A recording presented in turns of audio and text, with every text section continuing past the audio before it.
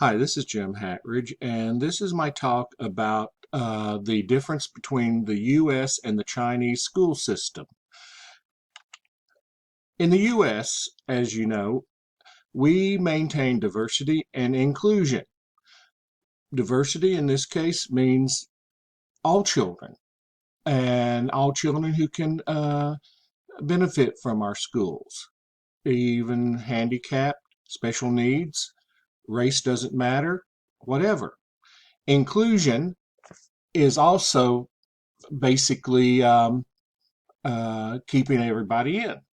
We look for reasons to keep children in our school, sometimes more than they really want to be. But we say stay in school no matter what. On the other hand, the People's Republic of China, this I have no idea what Taiwan does. But the mainland China is about conformity and exclusion. Conformity is, in this case, basically they were all Chinese. They're the schools that I have been to there had only Chinese.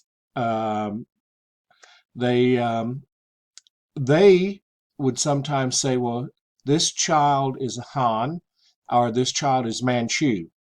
Those are racial distinctions that I, as a foreigner, couldn't tell. And so they conform. I had two children, two girls, that were Muslim, and the only way I knew that was they mentioned it to me. They were not allowed to wear scarves because that was not part of their uniform, and therefore it was not. They didn't conform to the uniform, so they couldn't wear them. Now, exclusion about the children. This The Chinese exclusion means, in this case, starting about the age of 10, they have to compete to get to the next higher school. And if their test score drops below a certain amount, a certain level, they're just out of school.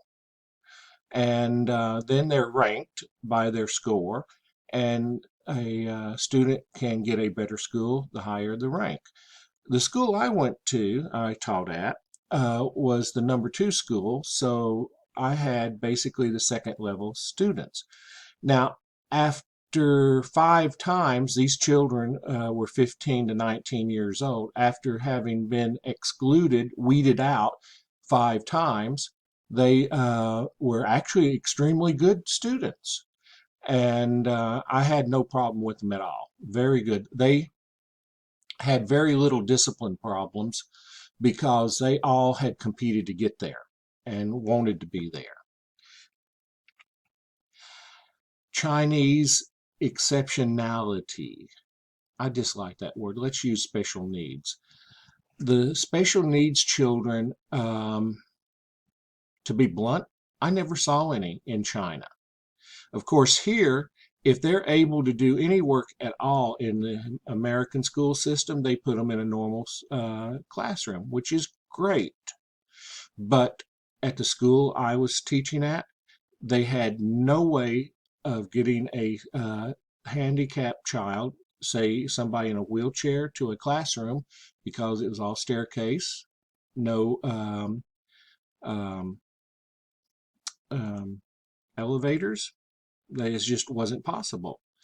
Um, my wife had been in China for 11 and a half years, and she had never seen any in the normal schools either.